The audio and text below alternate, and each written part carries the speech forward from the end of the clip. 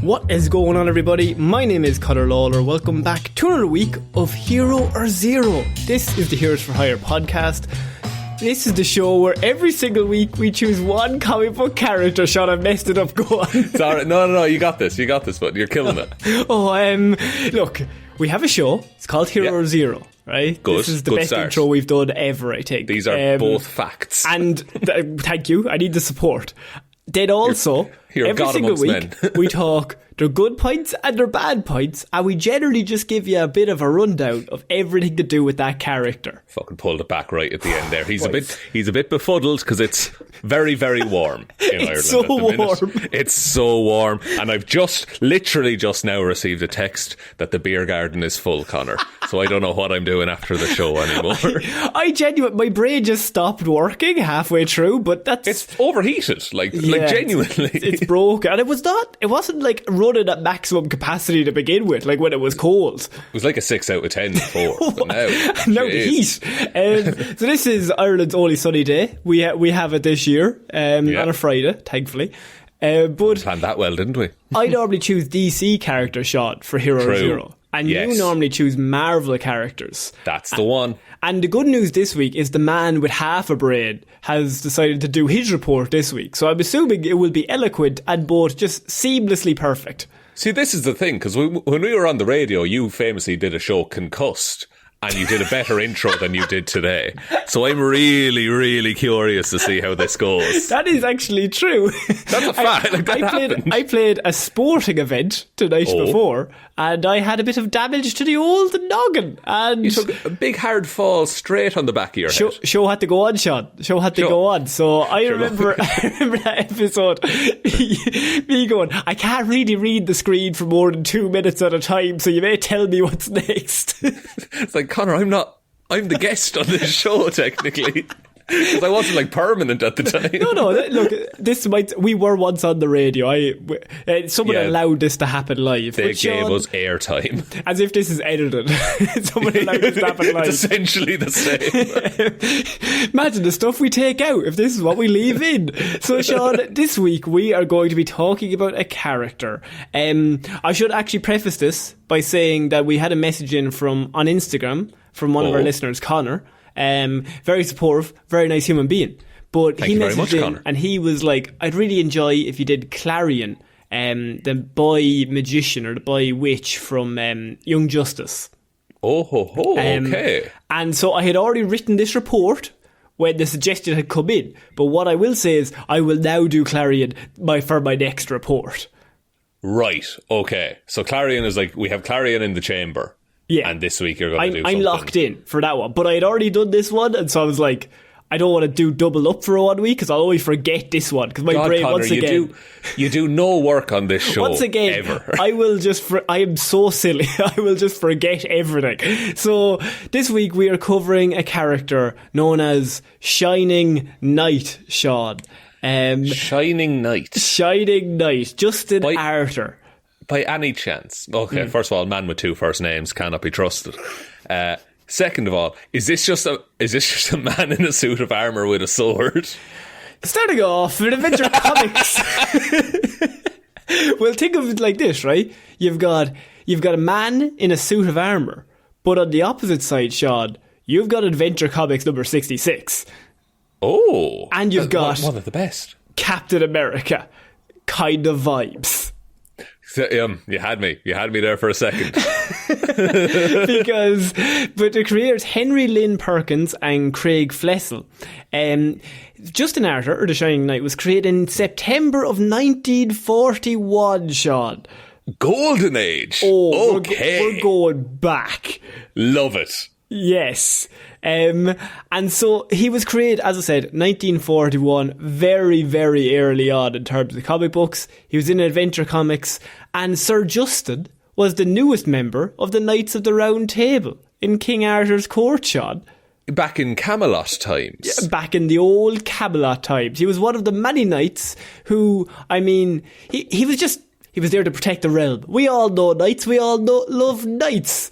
Yeah, you got all those knights. Knight Rider.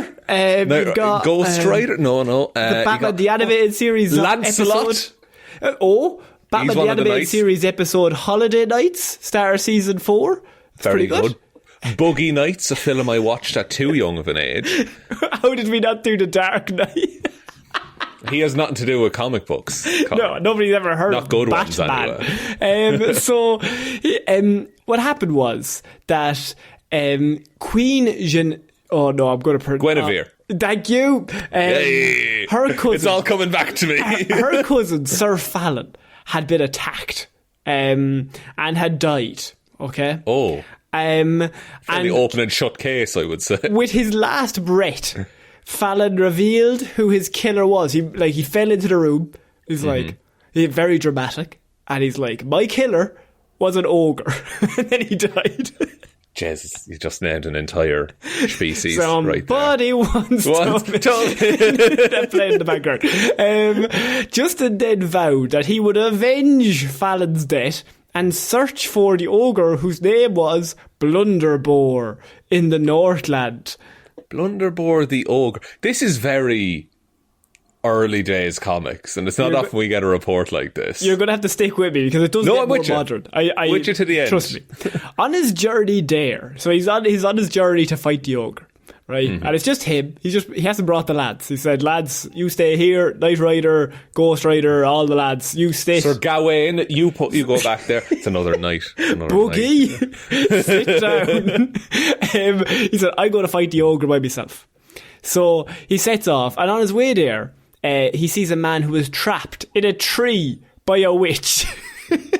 Oh, as in like up a tree or like entombed within the wood? Entombed within the wood, Shaun. Right? And so he's trapped. That's the way to go. So, I mean, what can Justin do? He frees him. He frees the man. Who's this man, Shaun? Is only Merlin. the wizard Merlin. Exactly. Merlin. It's always Merlin. He's always getting up to shit. He's even in Transformers. That dude gets around. Stanley Tucci plays Merlin. Yeah. That dude will do anything. Merlin or Tucci? Both. Oh, fair. But the Tucci just has the cool factor. He can do whatever he wants. Is it the Tucci at Mark Strong? I'm never quite sure. The Tucci is way cooler than Mark Strong. I'm sure Mark Strong is nice, but he's not the Tucci. Mark Strong has the Scottish thing going on, though. That's true. But Tucci has the cocktails, not the martinis. The martini, yeah. So what happens is he saves Merlin. Merlin's like, thanks very much. That was, I was stuck in a tree. It was a bit of it wasn't a great situation, right? And so he decides to transform as a thank you. He transforms Justin's old rusty armour into a golden shining armour that was invulnerable and made his sword and shield invulnerable as well. That's okay. I have a couple of points. That's class, first of all. Nice to be rewarded for a good deed. All of the other knights just let Justin go with the shittiest gear. I think it was a practical good joke. I genuinely... He's going, no, lad, honestly, it'll be fine. Yeah, go fight the ogre. Yeah, go fight Blunderbore there. See the fucking sword he has. Why doesn't Merlin just do that for every night? They were taking bets, like the Suicide Squad, on how long he was going to last. Yeah, and look, it was long odds that he'd make it out the door, to be fair. So Merlin turns it basically invulnerable, armour and shield and sword. Justin's sword was so powerful it could cut through anything, basically. Merlin also gave him a horse named Victory, which was a giant bird-like horse with wings that allowed him to fly. A Pegasus. And the name of the horse was actually given was Winged Victory in the end. And he then made the horse invulnerable as well. Jesus. Very lucky he happened upon that tree, to be fair.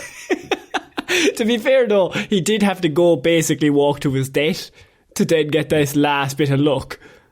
That's true. Like the first hour of that walk, he's fully convinced he's I'm about to die, and now I'm on a flying horse, so swings and roundabouts. So here's this fella trapped in a tree. Surely he's not in there for any good reason. I'll just release him. This guy can't be bad. He's stuck in a tree. No bad man has ever been stuck in a tree. So when he met Blunderbore at the top of the icy mountains, the two battled, and Justin eventually came out winning and killed Blunderbore. However... Well, of course, he's invincible. Yeah, well, look, it wasn't really much of a fight. At this point, Blunderbore's the underdog. At this point, it's bullying. Yeah, before he died, Blunderbore, though, caused an avalanche that buried Justin and winged Victory. Neither of them died, Shaun, but instead were frozen. In suspended animation. Oh, I love it. Yes. Oh, it's excellent. It's the best way to... When was Cap around? Was it 39? Cap was 41, I want to say. This was 41 as well. So one of them came first and the other one were like, oh, fuck. We can't do like a knight from the round table. We got to do a World War II veteran. Yeah, March 1941 was Captain America. March. Okay, hang on, I'm scrolling up. September. So. The fucking... But I will say, Cap didn't get frozen until much, much later. Oh, okay. Because he only got brought up to modern times in like the 60s. Of course, he's fighting Hitler in 1941. Yeah, those were current. Those were set in the present day when he came out. So Justin gets frozen, and he actually gets brought back out in 1941. Interesting. So, in a way, this guy is Captain America. In a weird way, yes. Yeah, although if it's a Knights of the Round Table situation, I would say he's Captain Britain. That's well, yeah, but because Captain Britain, you say he's he's a different character. Oh, she kind of rocket. He's a different character, and then his sister actually. Oh, that's a whole fuck thing. So the year is 1941. Justin and Victory were discovered and released from suspended animation by a museum curator. Realising he must now live in a modern world, 1941, he decided to fight crime with his skills as a knight and soon took the civilian alias of Justin Arthur. He eventually became pretty good friends with heroes like the Crimson Avenger and Vigilante, and they formed the Seven Soldiers of Victory. And he also joined the All-Star Squadron during World War II. Jesus, he gets around this fella. Think of any team that was in 1940s. He's part of it because it's just a knight who's invulnerable. That's true, and that's like a really good entry point because everyone knows a knight. You know, so... and look, if we're honest, most of the heroes then were just dudes in masks, just punching people. That's true. This is the only outright fucking magical dude at the minute in comics. He's their Thor at the minute. Pretty much, honestly. Like the Arthurian legend himself. Like Superman and all that, they were part of the team. There was always just like the Crimson Avenger and Vigilante and lads who they were stopping crime on the streets. Lads who's the only way they could win a fight is if it was 5-on-1. With chutzpah. That's what they won with. Chutzpah and elbow grease. So in 1941, as I said, his frozen but still living body and steed were discovered by, I should say, Professor Moresby. Who was actually an archaeologist and historian, to get a bit more specific. Fair enough. Now, obviously, he had a bit of difficulty adjusting to his circumstances originally, which is why he became a vigilante, deciding to uphold justice and defend the innocent. Still applied, even though the organisation to which he made those vows, the Knights of the Round Table, had long since dissolved. That's really interesting because like the Knights of the Round Table had this old school like code of chivalry type thing, and like it's laid out in rules. So I'm presuming in the comics they would have been like, even if chivalry is gone in this war-torn present day of 1941, one man stands above all. He will be an example. It's literally Captain America. Basically. And so he's like, I'm going to stick to my vows. I'm going to become a vigilante. Also, I'm basically invulnerable. And also my sword will slice literally anyone I ever face. So that magic stuck around through the whole freezing and everything. I suppose that's why he survived, is because he was invulnerable. But Shaun, I don't want to get into the weeds here, but the magic is in the objects. It's not in him. So the objects are frozen along with him. There's no organisms, no nothing. It doesn't die. It's just in the shield. I see. That makes all the sense in the world. I mean, look, we've all seen things. that makes sense. How's that concussion doing, bud? And so, as I said, yeah, he joined the All-Star Squadron as he just wanted to do something bigger. And in the All-Star Squadron, he met Danette Riley, then known as Firebrand. The two fell in love, and when war struck in England, Sir Justin felt it was his duty to protect his homeland and travelled there to offer his services to the king. And he was assigned as the personal guard of Winston Churchill.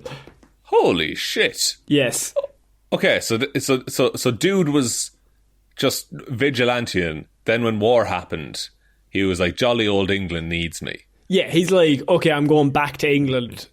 And I don't know why he wasn't still in England, because if he got frozen and then found, he was not. But see, I suppose they say the archaeologist is from New York City, but they bring him back, so then he has to go back. How does he get back, though? Because even in 1940s, they had passports and shit, like, and he's just undocumented. I don't want to get into it. Although he walked through the airport, nobody checked for the sword or shield. He was just carrying them. He got a horse. Well, he has a flying horse, I suppose. Actually, he doesn't need the airport. He has a flying horse. That's true. But where are you going to land a flying horse? During wartime, they're going to shoot him down. Is it a vulnerable horse? Yeah, but I'm sure. Yeah, but like I'm sure the knock of a missile. Look at him, I have answers for all your questions. No. Are both of your answers, he's invulnerable and the horse is invulnerable? They will be around those areas, yes. Okay, fair enough. During the Blitz, Justin saved a young man named Percival Sheldrake, who pledged to become Justin's partner, calling himself the Squire. That's quite cool, actually. I like that. I'll allow that to happen. Following the war, Justin was called back to Camelot by Merlin. Now, by this I mean Merlin went forward in time, said, lad, there's some weird fucking shit going on back in Camelot. You need to come back with me. Back in the past? Back in the past. Okay. So the whole Man Out of Time story, that's just being ditched for now. I'll be honest, Merlin can hop as much as he pleases. It really kind of ruins the specialness of the guy in the future when Merlin could just hip hop. Yeah. Okay, look, but to be fair, Merlin is magic. He was stuck in that tree, but he couldn't magic his way out of it. But he can travel through time. So that's, he can travel through time, but he can't get out of a tree. It's tough. Look, his one weakness is timber, after all. He hates it. He just fucking hates it. So what happens is, Justin's like, no, the modern world needs me more, so I'm going to stick here, but he does make periodic trips back to Camelot to aid his fellow knights whenever they fully need him. How is that a problem, though? Because if you can time travel, it doesn't matter how busy you are in the present. Because time hasn't gone forward. Just go back 5 seconds after you left. Oh, fuck. You're breaking the logic, Shaun.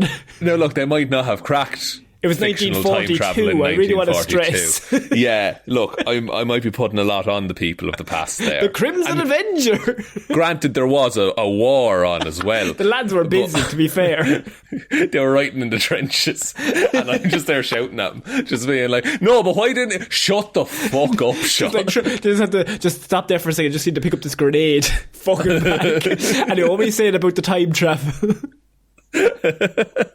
So he goes. So is this just a way for them to do stories of old school knights? Exactly. As well. Cool. In 1948, Sir Justin joined the Seven Soldiers of Victory. In the aftermath of their battle with the Nebula Man, the Seven Soldiers of Victory, just a very powerful group of lads, right? All joined together. The Seven were scattered throughout time. Okay? Oh. So they meet a man called the Nebula Man. They have a battle with him. And in his last gasp, he's like, I'm going to scatter you all through time. Justin is now thrown back to Asia during Genghis Khan's reign, losing his memory and winds up serving the Mongol leader. Jesus Christ, okay. This, first of all, this is very similar to Warhammer 40,000, Connor. Yeah. And then second of all, so he doesn't remember that he's a goodly knight, and so he joins one of the most vicious warlords to ever walk the earth. It's the best comic book trope. But if I can predict what's about to happen, suddenly he'll remember everything, the good and the bad. Now, here's the thing. That comes in a tiny little bit more, because he, along with the other members of the soldiers, were eventually rescued by the Justice League and the Justice Society. So they went back in time, they saved them, right? But Justin, he's still got amnesia. He doesn't even know who the lads are. They showed up to help them. He's like, I'm a leader here for Genghis Khan, he said. Perfect I got work English. to do here. Perfect English. Nobody else speaks his language. After this, Justin was amnesiac for quite some time, and he actually worked as a janitor at Blue Valley High School until his memories returned. So he's just working as a janitor. I kind of like that. Oh, he's just like, no, I'll just do this for a while. Because presumably, even with the amnesia, he still remembers the Genghis Khan stuff. Yes. But he just decides, no, I'm just going to be a blue-collar worker for a little while. He's actually in Stargirl, the TV show. He's in that show as a janitor. All right. And I think it's based off a run that Jeff Johns did in the comic books, where he actually had a janitor called Justin in the Stargirl comic as well. And it was like a little bit of a tidbit back to Sir Justin. Right, okay. So he put him in the show cool. as actual Shining Knight as well, which is pretty cool. As a little reference to that. That's class. He also then, when he gets his memory back, he obviously gets new high-tech armour, which is voice-activated to expand and collapse, which is pretty cool. So he doesn't have to be wearing a full suit of armour all the time. It makes it a lot easier. He can now he's Iron Man. Yeah, he's Iron Man Captain America hybrid. That's with a bit of Black Knight peppered in with there. With a little bit of Black Knight. Very interesting character, this fella. Now, the years after that were not so kind to Sir Justin, as a villain called the Dragon King murdered his beloved wife Firebrand. You hate to see it. As soon as I heard they were together, I knew that woman would end up dead. His squire Percival was also murdered by Spring Heel Jack. Imagine dying to someone called Spring Heel Jack, though. It's more the embarrassment of it all. Yeah, it's like losing your family to Batroc the Leaper, you know? Not the Leaper.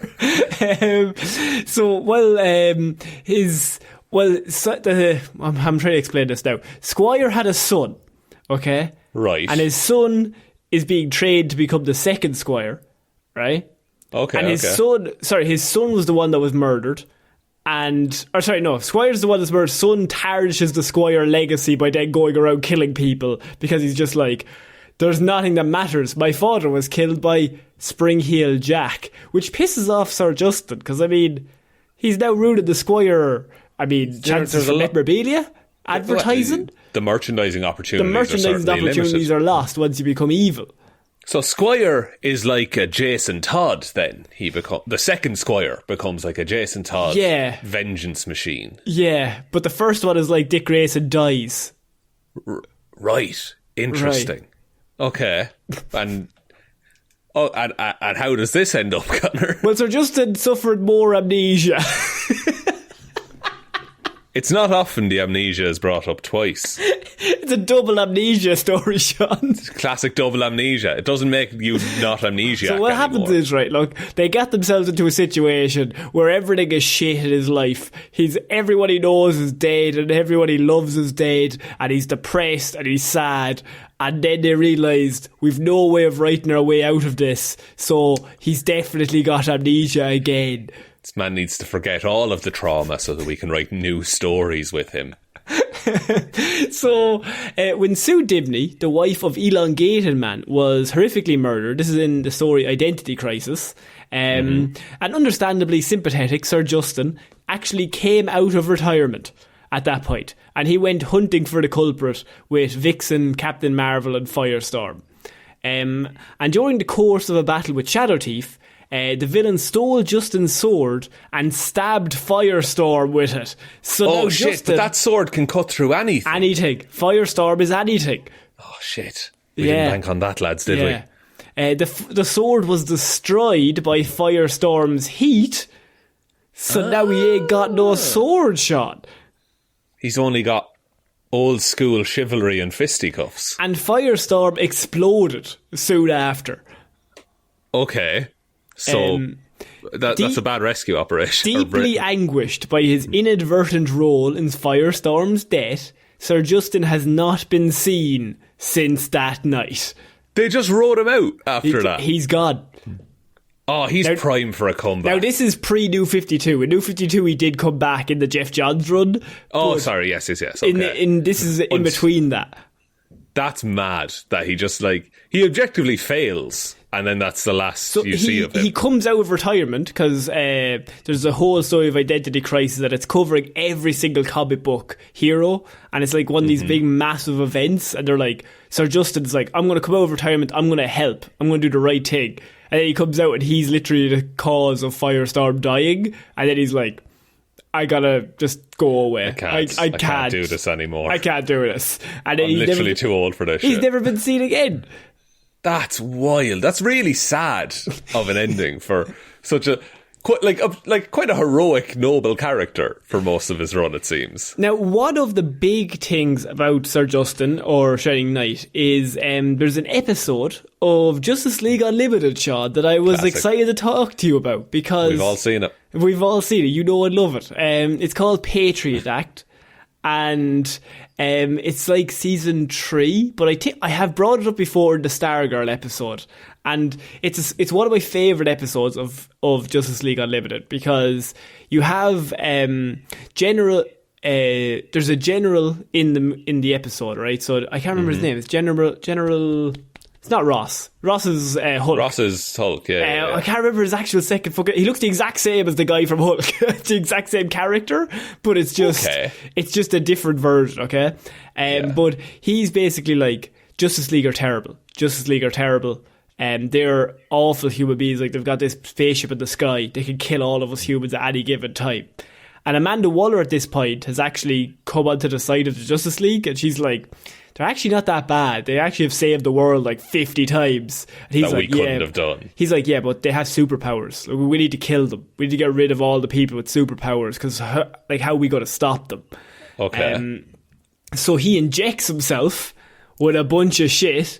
Right? Oh, it's literally General Ross, okay. Yeah, he injects himself with a bunch of shit and becomes this big hulking monster. Love it. Then there's a Superman parade going on in Metropolis to celebrate Superman, except Superman's away on a mission, so they send this group of like D-listers part of the Justice League. So you have the Shining Knight, you have Stargirl, I think Green Arrow's there. You basically have a load of people that are just kind of covering for Superman. Yeah. The General shows up. He's like, where's Superman? I'm going to beat the shit out of him and prove that like powers mean nothing. And it's just all these heroes. By the way, none of them have any powers. They're just regular humans. Just regular humans. And so obviously the idea of the story is he's going around wrecking shop and they're trying to stop him. And he's like, your puny little fucking powers aren't going to work. And then they're just like, we literally have no powers. You're the only one here with powers. And you're the only one abusing those powers currently as you beat up people. And Sir Justin has a great part in that episode is when like everybody's beaten. Everybody's gotten just the shit kicked out of him. And he's literally just standing there. He's got no sword, no shield. And he just like struggles his way back up to his feet. He's like, I'm going to protect these innocents. I'm going to have to protect them because you're going to kill them. I can do this all day. I can do this all day. And then the General's like, you're just like a fucking puny human. And he just starts pounding them. And it's only then when like civilians come around and they're like, you're literally the only one here with powers. Like, that young boy has no powers. He's just a kid that you're just kicking the shit out of. And like, the Shining Knight just keeps getting back up, but he just keeps getting pummeled back to the ground until the General. And it's just a really great moment of like, he's just like, literally will just do anything for the cause. He's just going to try and protect the innocents at all times. Yeah. He's got like this will, he's got like this code, and he will not stray from it. Very similar to Captain America. Like, if it was like Thanos' army, Shining Knight is standing there by himself. He's like, I'm going to do this. That's class. I really like this character. Powers and abilities. We've got leadership. He's been a part of a few groups, and he's led his fellow teammates into battles many times, as he seems he's a bit of a leader and also like tactician and stuff. Swordsmanship. He's obviously one of the Knights of the Round Table, so he's enchanted with it. He's armed with an enchanted sword, which isn't bad. Pretty good. Got a flying horse, a Pegasus that he has flown into battle for many years. Enchanted armour. It was enchanted to be lightweight and impervious to almost any kind of damage. While wearing it, Justin is protected from freezing, burning, and possibly all electrocution and radiation. Those are the 4 things that can damage someone. And pointy things. Ooh, number 5. His transportation, flying horse. Fair enough. Pretty quick. And although this character was originally introduced in DC's Earth 2 era of publication, so the Golden Age, in Crisis on Infinite Earths, he actually did come across in the 80s. And at least once his sword is identified as Excalibur. I was going to say, it's a magical sword from like Arthurian legend. Surely it's like, you know, deemed to be Excalibur at some point. It would have to be. It makes no sense if it's not. Yeah, if there was just another magical sword kicking around. And so that is the Shining Knight, who's a character, once again, I'm just trying to get people to watch Justice League Unlimited. I think it's a really great show. Go watch it. Me too. I love it. It's my favorite. Justice League Unlimited and Young Justice. You need to watch them, Shaun. Your life will be changed. For the better? Who knows? For the better. Why take the risk, though, is what I say. For the better, I say. No, that was a really good report. That's a character I knew, like, I don't think many people will have ever heard of that character. But it's really cool. I just like someone who keeps getting back up. That's class to me. He's just a dude who got powers because he was good. And then he just, like, it's literally Captain America's origin. Like, it's just a guy who was good and got powers because he did the right thing at the right time. And then he will just stand up for everyone.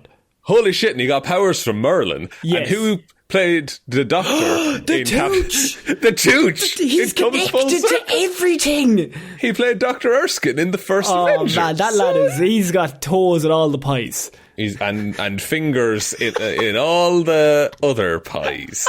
He's not up to anything else. He's literally just in pies. You know, he's just quad-wielding pies at this point.